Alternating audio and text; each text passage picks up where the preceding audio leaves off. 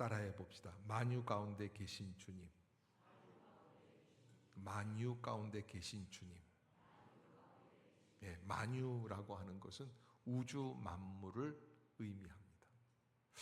우주 만물, 온 우주에 있는 모든 유생물, 무생물 전체를 다 통틀어서 하나님이 창조하시고 하나님이 섭리하고 계신다라고 하는 우리의 신앙 고백이 있죠. 예, 그러기에 우리가 에베소서를 읽으면서 이 4장부터는 이렇게 살아가십시오 라고 하는 그런 주제를 가지고 우리가 이 성경을 봐야 해요. 그래서 1장부터 3장까지는 이렇게 믿어라. 하나님은 우리를 예수 그리스도의 무조건적인 은혜, 그 은혜 속에서 우리를 건져주시고 회복시켜 주신 줄로 믿습니다. 그런 은혜 속에서 구원의 역사를 설명해 주셨다고 한다면 4장부터는 이렇게 믿어라 하는데, 첫 번째 4장 1절이 가장 큰 주제죠. 이슈입니다. 4장 1절을 우리가 지난주에 했었던 그런 제목이었었는데 함께 읽읍시다. 시작. 그러므로 주 안에서 갇힌 내가 너희를 권하노니 너희가 부르심을 받은 일에, 아멘, 너희가 부르심을 받은 일에 합당하게 행하여. 따라해 봅시다. 부르심을 받은 일에 합당하게 행하여. 지난주에 제가 이 제목을 가지고 설교를 드렸는데 어느 집사님이 오셔서 제게 뭐라고 말씀을 하시냐면, 목사님, 제가 아무래도 목사님 설교 듣고 깊은 마음의 은혜가 있었습니다. 그러시면서 뭐라고 그러시냐면, 제가 직장을 좀 옮겨야 될 것 같아요 그러시더라고요. 그래서 깜짝 놀랐어요. 제가 언제 직장 옮기라고 설교한 적이 있습니까? 그랬더니 왜 옮기려고 하십니까? 그랬더니 아무래도 지금 있는 직장은 사례는 많은데 주일 지키는 게 좀 이렇게 규칙적이지 않다는 거예요. 그래서 제가 깜짝 놀랐어요. 아니, 목사 설교를 듣고 그것 때문에 주일을 지키기 위해서 직장을 옮길 수 있는 분도 우리 교회에 계시는구나. 제가 놀랐어요. 참 보통의 일이 아니다 생각이 들었고, 저는 이제 부르심을 받은 일에 합당하게 행한다. 지난주에 제가 뭐라고 말씀을 드렸냐면, 사실은 부르심을 받은 일에 합당하게 행하는 건 뭐예요? 자세예요, 자세.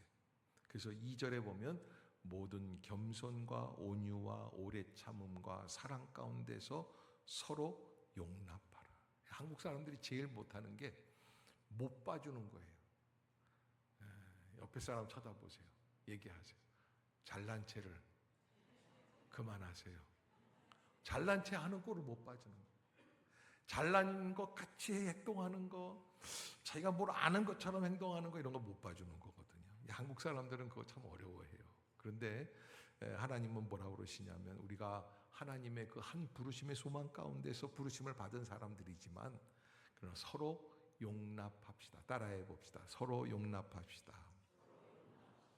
그 사람이 내 마음에 좀 안 들어도 용납하고 기다리는 거예요.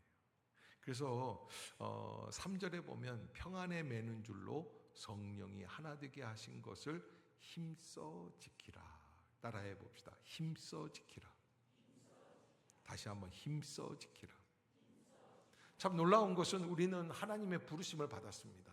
그래서 이 자리에 있습니다. 하나님이 한 사람 한 사람을 선택해 주시고 천생연분인 것 같은 그런 하나님의 섭리 속에서 우리를 불러주셔요. 처음에는 여기 교회가 있구나, 다녀봐야겠구나 그랬는데, 다니다 보니까 이래서 나를 부르셨구나. 여러분, 만남도 그렇죠. 남녀가 천생연분이라 30년, 40년, 50년을 살아도 여러분, 한 가지 중요한 것은 그 만남을 잘 유지하기 위해서 힘을 써야지 될까요? 안 써야 될까요? 써야지 돼요. 어느 할아버지한테 결혼 60주년을 맞이하신 분이 계세요. 어떻게 그렇게 오랫동안 잘 살으셨어요? 비법이 있습니까? 그러니까 비법이 있다는 거예요. 그래서 어떤 비법입니까? 나는 할머님이 내 마음에 안 들 때는 입에다가 물을 물고 밖으로 나간다는 거예요. 그리고 어떻게 하십니까? 한 몇 바퀴 돌다 보면 다 잊어먹고 돌아온다는 거예요. 그래서 그런 방법이 있군요. 그러니까 할아버지가 뭐라고 그러시냐, 내가 다 참았지. 그러면서 뭐라고 그러시냐, 안 참으면 결혼 생활은 남자가 다 참아야지. 할머니한테 물어보니까 할머니가 또 뭐라 그러죠, 내가 다 참았지. 그래서 제가 느낀 그 결론이 뭐냐면, 결혼은 참는 거로 시작해서 참는 거로 끝나. 어쩔 때는 황당하고 말도 안 되고 있을 수도 없는 일 같은 것도 하나님이 천생연분인 줄로 연결해 주신 줄로 믿고 어떻게 하는 거예요? 참고 기다려요. 옆에 사람 쳐다보세요. 하워링이 좀 나요? 네. 옆에 사람 쳐다보시고 이렇게 얘기하세요. 참아야 하느니라. 아멘. 참아야 일이 생기게 돼 있어요. 하나님께서 우리를 불러주시고 성령이 하나 되게 하신 것이지만 우리가 그 앞에서, 그 부르심 앞에서 힘써 지키는 것. 참고 또 참고. 그래서 4절부터 6절까지 이게 이제 어떻게 우리가 하나님의 은혜를 감당해 나가야 돼. 몸이 하나다. 헨소마라고 하는 이 헬라어인데, 헨소마라고 하는 것은 한 몸이다 라고 하는데, 예수 그리스도의 몸을 우리가 이루어 나간다. 여러분, 숟갈로 밥을 퍼가지고 한 몸이니까 저는 신기한 능력이 있습니다. 언제 누가 가르쳐 준 것도 아닌데 밥을 이렇게 척 퍼서 이렇게 들면 입이 열려요, 안 열려요? 척 열려요. 그러면 척 집어넣으면 팍팍팍 씹어가지고 싹. 강적이 나타났어요. 언젠가 어느 부목사님이셨는데 이름은 까먹었는데 그분이요, 양손을 쓰더라고요. 이쪽으로는 밥을 퍼요, 국도 퍼요, 젓가락질을 해가지고서는 동시에 먹더라고요. 야, 그 재주는 신기하고 놀라웠어요.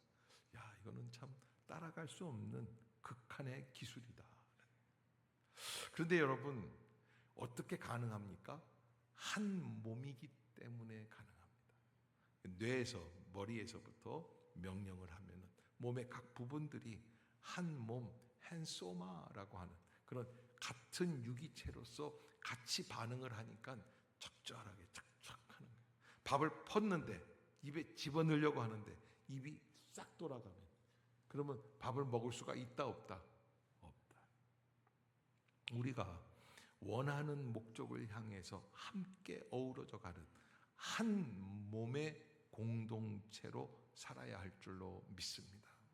그래서 몸도 하나고 우리를 하나로 묶어주시는 스피릿, 성령도 한 분이시다. 지금 나하고 생각이 다른 것 같지만 그러나 어차피 주님께서 같은 성령 안에서 역사해 주시는 줄로 믿습니다.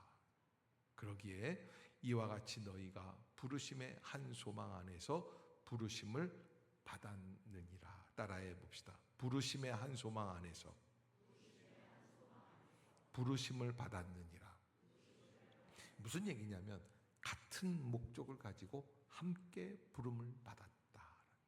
그래서 우리는 한 식구라는 거예요. 같은 마음이라는 거예요. 이렇게 얘기를 하는데, 아까 최 장로님 뵈니까 빈자리가 많은데 어디 갔습니까 했더니 피서하러 갔다는 거예요. 어떤 인간인지 다 조사해가지고 출석부를 만들어가지고 다음 주에는 주보에다 다 냈으면 좋겠는데 그러면 또 삐질까봐 못한다는 거예요. 아무튼 우리가 하나님 안에서 한 부르심의 한 소망 안에 이게 어떻게 살아갈까? 제가 전에 한번 지방에 가서 있어 한 5년 전쯤이에요. 노예 일을 보기 위해서 지방에 내려갔는데 어느 그 지역의 큰 교회 장로님이신데 식사를 하자고 하는 요청이 와가지고, 우리 노예 교회가 아닌데, 그래서 좀 뜻밖이다. 아주 굉장히 큰 교회였거든요. 한 2,000명 이상 되는 교회인데. 그런 이제 장로님 안녕하십니까? 처음 뵙는 분이라 통성명하고 이렇게 하는데 무슨 문제가 있습니까? 그러니까 목사님 제가 큰 시험에 들어 있습니다. 그래서 무슨 시험입니까? 그러니까 저희 교회 담임 목사님이 꼴도 배기 싫습니다. 아니 선임 장로님이시라는데 선임 장로가 담임 목사가 꼬리 배기 싫으면 어떡하겠어요? 끝나는 거예요. 예, 지금 완전히 이제 어떻게 그러면 그분이 큰 죄를 지었습니까? 그러니까 그렇게 뭐 큰 죄는 아니죠. 그분이 그러면 저기 뭐예요? 좀 그 설교를 좀 잘 못하시는군요. 그러니까 설교는 아주 그냥 철석같이 잘해요. 아니 목사가 설교도 잘하고 그럼 얼굴이 못생겼으니까 얼굴도 미남이에요. 그럼 뭐가 문제입니까? 그랬더니 기도를 안 한대. 내가 깜짝 놀랐어요. 목회라고 하는 게 이게 기본적으로 기도를 안 하면 목회가 안 되게끔 돼 있어요. 자동차가 돌아가려면 뭘 집어넣어야 돼요? 기름을 집어넣는 것처럼 이 목회라고 하는 것은 전반적으로 모든 목사님들이 하나님의 은혜를 구하는 기도가 안 되면 안 되게끔 돼 있어요. 그래서 아니 그럴 수가 있습니까? 그랬더니 아니 딴 때는 기도하시는 것 같은데 새벽에 그래도 목사님쯤 되면요 장로님이 그러시는 거예요. 아니 이렇게 시간이 그냥 딱 돼가지고서는 5시 반 되면 그냥 착착착 걸어서 바로 올라온다는 거예요. 자기는 그게 꼴보기 싫다는 거예요. 그럼 어떻게 해야 될까요? 나도 그럴 때가 많거든요.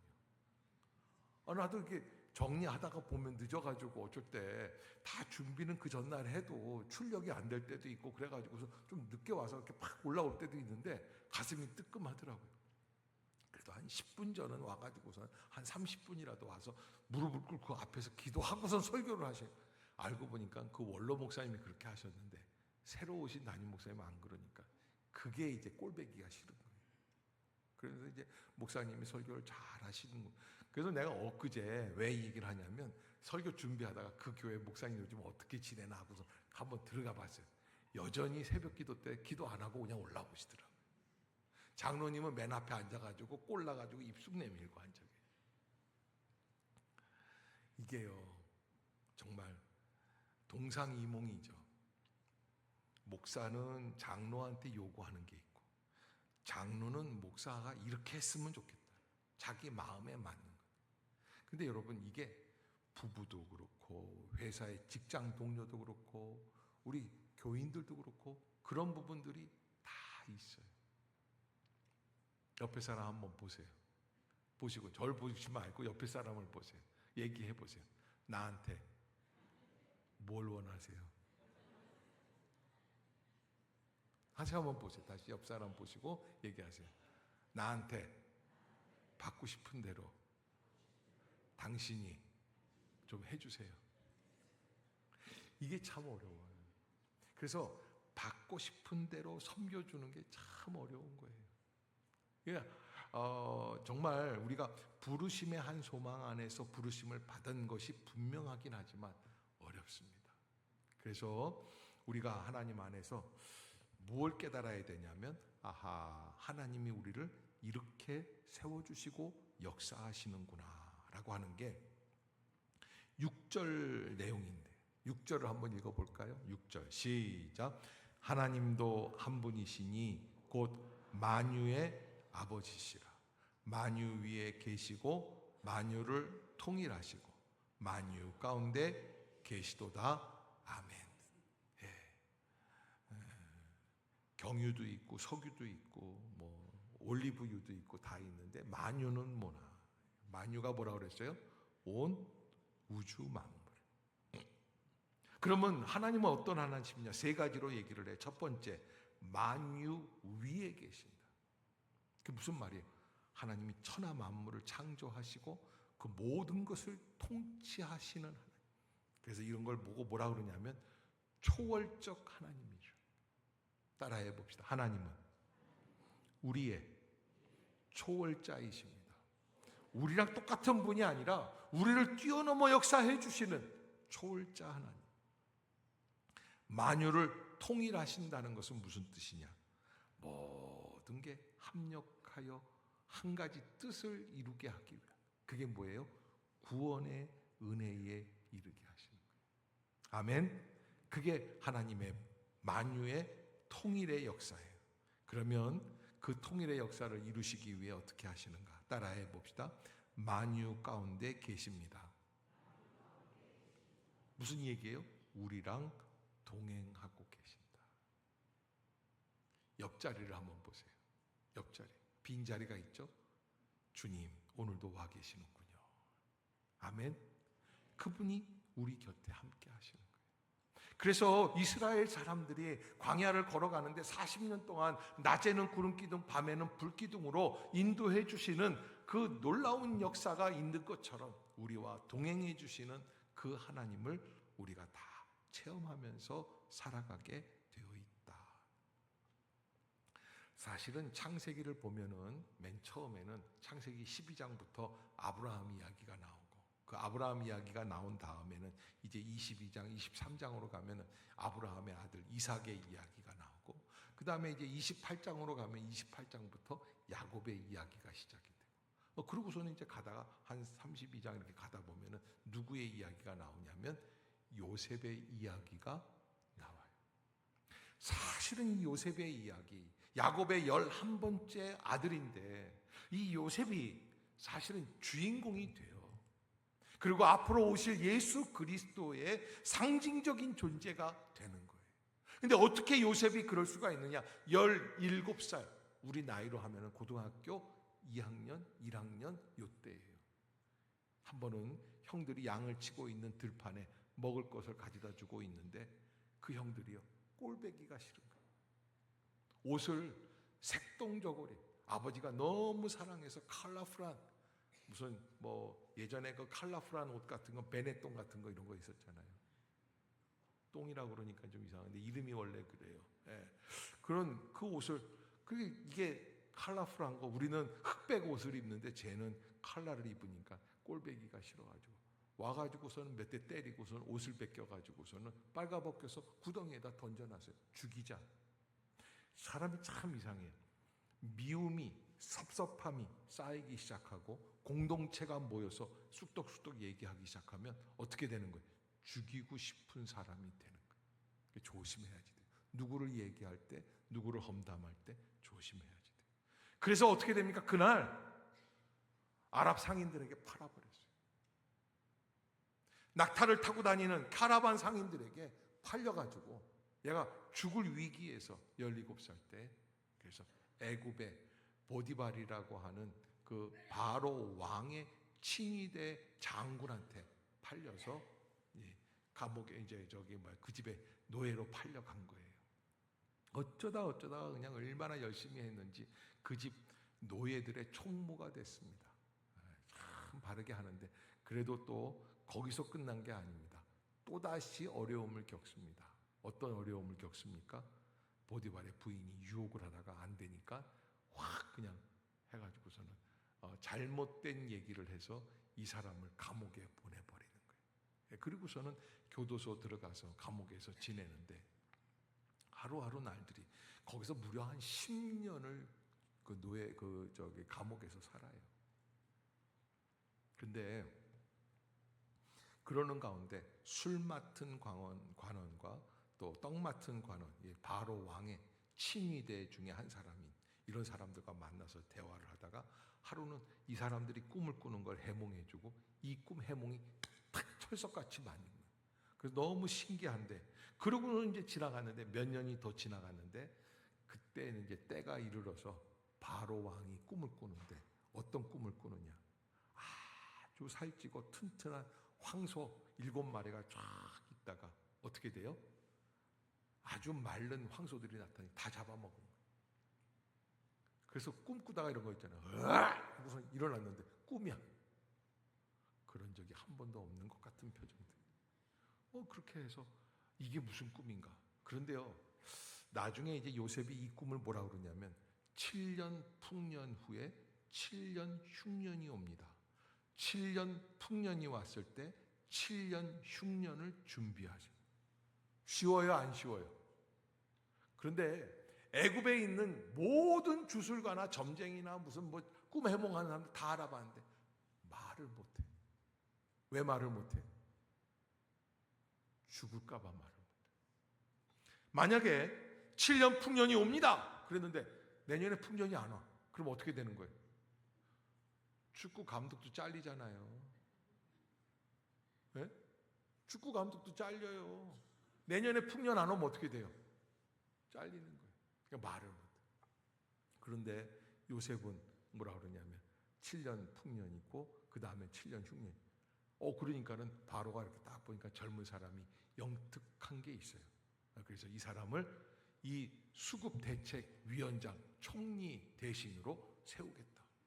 급기야 그냥 애굽의 제2인자가 돼버려요. 그리고는 풍년이 7년이 지나갑니다. 그러면서 각 지역에서, 근데 여러분 이게 이런 게 있어요.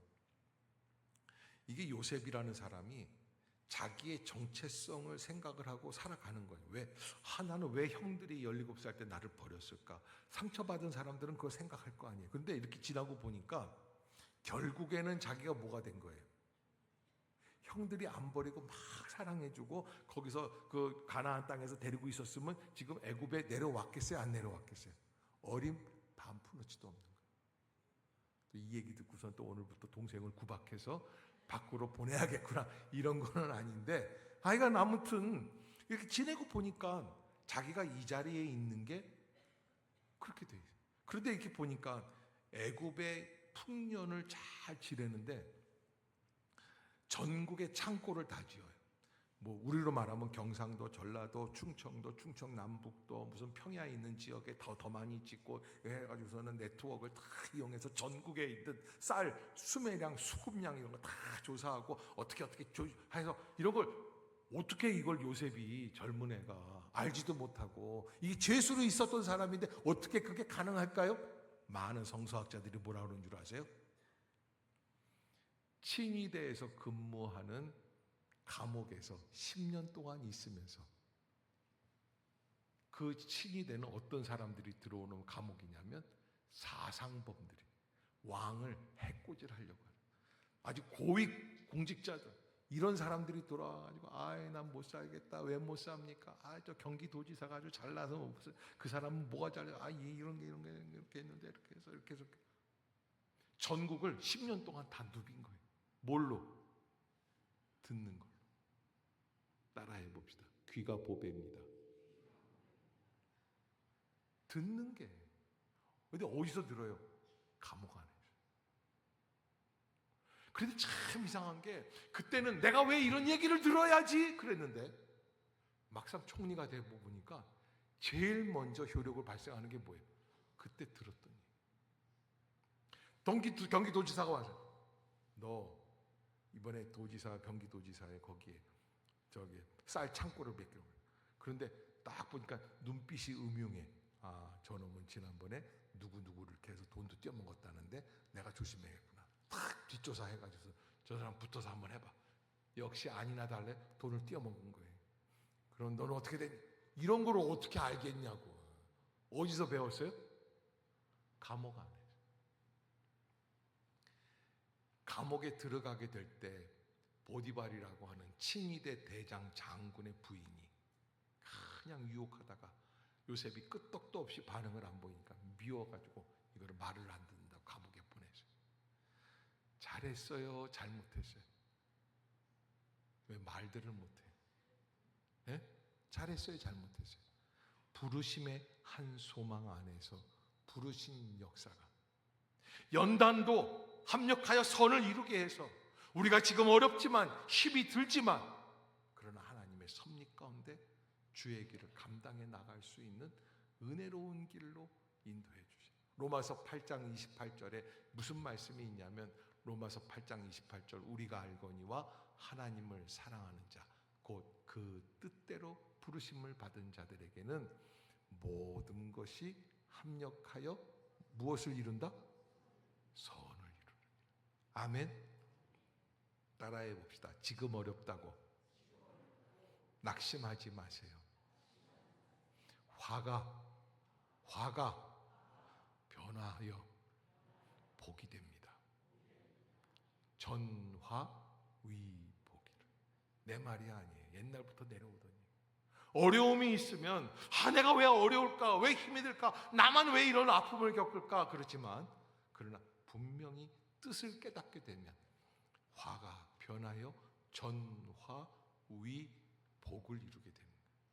하나님을 사랑하는 자 곧 그 뜻대로 부르심을 입은 자들에게는 모든 것이 합력하여 선을 이루어 주시는.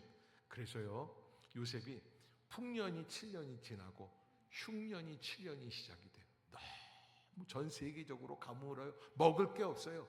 드디어 누가 나타나냐면 흉년이 지나고 한 2, 3년째 가나안에 자기 형들이 턱 쌀을 살려고 왔어요. 딱 보니까 자기는 첫눈에 알겠어요. 나를 팔면서 나를 조롱하고 나에게 침을 뱉던 형들. 이 사람들은 모르고 벌벌벌벌 떨면서 쌀 좀 달라고 그래요. 나중에 통성명을 하고 내가 요셉이다. 뭐라 그러는 줄 아세요 그때? 당신이 나를 애굽에 팔았던 요셉입니다. 얼마나 한이 맺히면. 그런데 뭐라 그럽니까? 당신들은 나를 미워하여 팔았지만 하나님은 우리 가정을 구원하기 원하여 나를 애굽의 총리 대신으로 세우셨습니다. 가만 생각해 보니까 지금 내가 총리 대신이 된 거는 무엇을 하기 위함이에요? 이런 위기 속에서 흉년을 만났을 때 이스라엘 자기 가족을 70명을 다 초대를 해서 애굽으로 내려와서 왕이 주고 있는 왕의 식당에서 밥을 먹으면서 그래서 다시 살아갈 수 있는 길을 여는 거예요.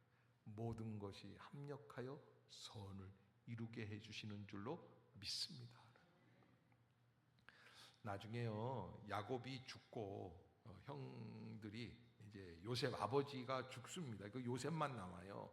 그때 이 요셉이 사실은 이제 그 형들이 와서 뭐라 그러냐면 요셉 아버지가 그러시는데 우리를 죽이지 말라고 악으로 갚지 말고 선으로 대하라고 하셨다. 근데 사실 요셉은 아버지한테 형들이 자기를 팔았다고 얘기를 한 적이 없어요. 그러니까 아무도 모르는데 형들이 자기가 요셉이 죽일까 봐 거짓말로 저렇게 얘기를 하는 걸 보고 답답해서 창세기 50장 20절에 이런 이야기를 해요. 당신들은 나를 해하려 하였으나 하나님은 그것을 선으로 바꾸사 오늘과 같이 많은 백성의 생명을 구원하게 하시려 하셨습니다.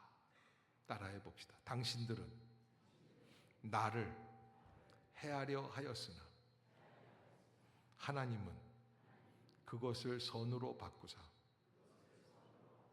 오늘과 같이 많은 백성의 생명을 구원하게 하시려 하셨습니다. 가만히 지내고 보면 부부간에 정말 억울한 일도 답답한 일도 참고 지내다 보면 무엇이 나오냐면 당신들은 나를 해하려 하였지만 하나님은 그것을 선으로 바꾸사 오늘과 같이 많은 백성의 생명을 구원하게 하시려 하셨다. 아멘. 전화위복 합력하여 선을 이루시는 하나님의 놀라운 능력. 이게 뭐냐? 부르심의 소망 안에서 같은 부르심을 받은 사람들이다. 그것을 알고 참 이게 하나님의 섭리를 깨닫는 거예요. 만유 위에 계시고 어떻게 가나안 땅의 목동이 한 30년 만에 어떻게 총리 대신이 되어서 그 놀라운 정책을 펼칠 수 있겠는가? 네, 이게 다 하나님께서 해주시는 역사다라는 것이죠. 그러기에 만유 위에 계세요. 하나님은 초월자로 너무너무나 놀라운 기적들을 만들어내시는 분이고 만유를 통일하시고 그 모든 한 가지 한 가지 일들을 합력해서 선을 이루게 해주시고 그러기 위해서는 따라해 봅시다. 만유 가운데 계십니다. 우리 가정에도 계십니다. 우리 교회에도 계십니다. 우리 민족에게도 계십니다. 아멘. 그러한 은혜를 우리가 바라보고 하나님께서는 큰 은혜로 우리를 인도해 주고 계시는 줄로 믿습니다. 그런 고백을 가지고 성령이 하나 되게 하신 것을 힘써 지킬 수 있는 믿음의 성도들이 되시기를 주의 이름으로 축복합니다. 이렇게 설교를 다 했는데 구역 예배 가서 구역 식사하고 가야 되겠어요? 혼자 그냥 나만 집에 가가지고 시원한 냉면이나 처먹어야겠다 그러고 가요.